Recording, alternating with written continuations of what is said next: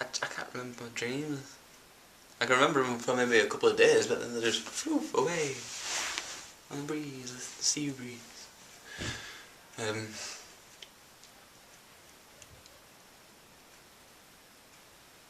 had a dream last night. Can't remember what it was about though, but I remember it being weird.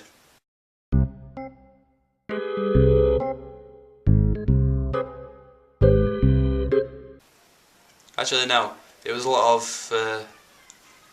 stuff to do with like Guitar Hero. I was playing that a lot before I went to sleep.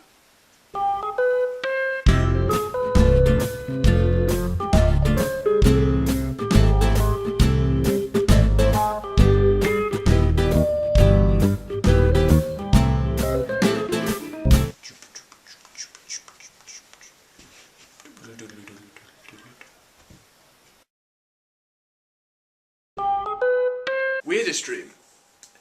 I was particularly young and I was on some sort of roller coaster. At the beginning of the dream, I'm on some sort of roller coaster, just sat on it, going up and down and all that, you know, loops and such.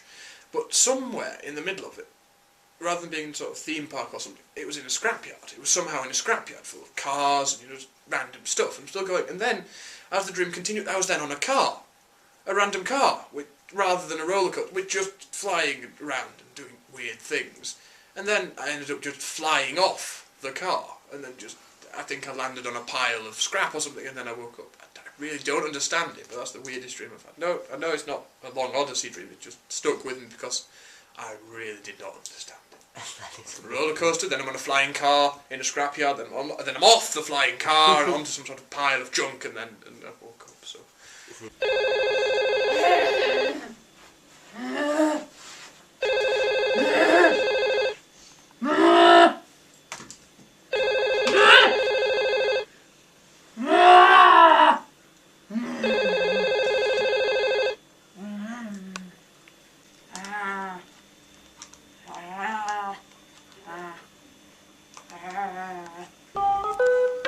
You don't even want to know. Do you really want to know? Yes. The weirdest dream I've ever had? Yes. Yes. Right. Okay, let me get started. Me and my next door neighbour, you know Leanne, right? Yeah, hi Leanne if you ever watch this, which you won't. Right, we were like 8 or something, and we were playing Tiggy in my garden, and then at the bottom of the garden there's this like fence, and there's a hole in the fence that leads onto the school field, except there was no school field. Went through the fence and we're in this like weird little maze made out of little kids' jigsaw puzzle pieces that were all different colours. And right, once we were in it, for some reason we couldn't get out, right? I know, but we went in and there was like one main hallway on the way out / in. But in that big hall was this massive ginger bird woman. At first it was a big bird. Like, it was just a really massive killer bird. What sort of bird? I can't remember. This was years ago. This is I've told you about this before because this was when like it was in like year 7 or something. But anyway, to get back out of the maze, you had to go through this thing, but everybody who tried to go through the hallway got attacked and mauled by the bird.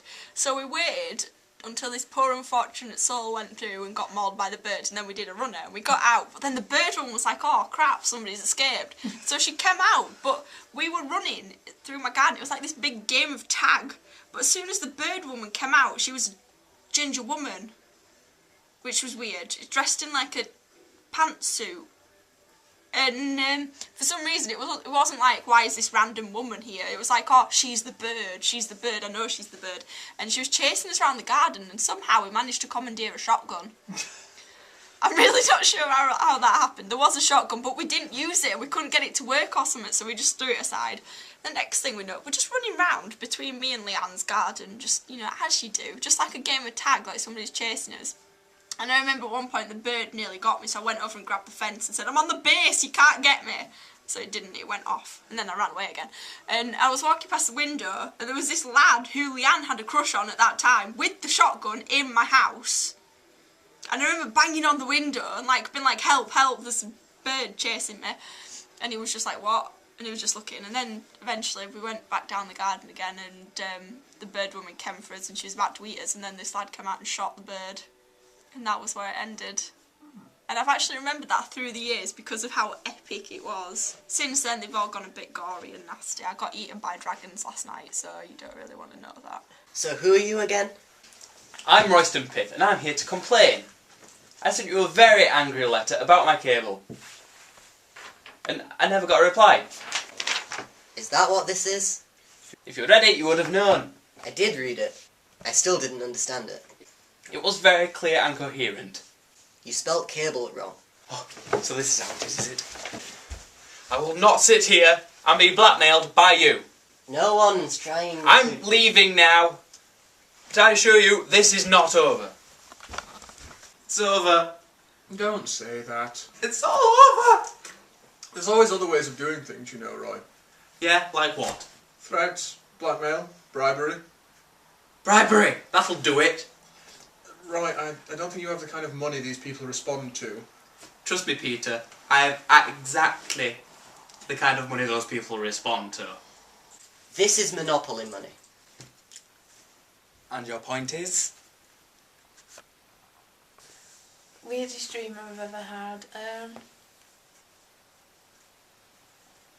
You know that Black and Gold song by what's his name? Sam Sparrow? Sam Sparrow, that's it. When it first came out, I had this dream where I was like, almost like sort of a fly on the wall, you know. And there was this really strange little lad, like him out of Omen. You know, Damien out of Omen. Yeah. And he had all like white and gold sort of clothes on, but it like, he looked a bit like a priest or something, you know, where you were dressed, like the Pope kind of. And they were in this white room, and there was this woman, and she was trying to stop him doing something, she was saying something to him anyway, and he like stared at her right like evilly, and there were these like sort of, they looked like, you know, like a letterbox in a door. They were sort of that shape on the back wall behind her, and there were loads of them. And he stared at her right evilly, and she suddenly just shot into one of these letterboxes, and they were only the size of a letterbox.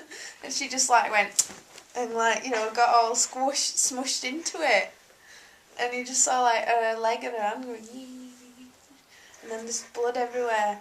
And then I was sort of doing a bird's eye view of it all, and he looked up at me and was giving me that same evil stare that he gave that old woman. And all through this dream, that song by Sam Sparrow were like in the background. Then I woke up, and I was like, ooh, scary. I didn't like listening to that song for a while. That is a weird dream. It is a weird dream.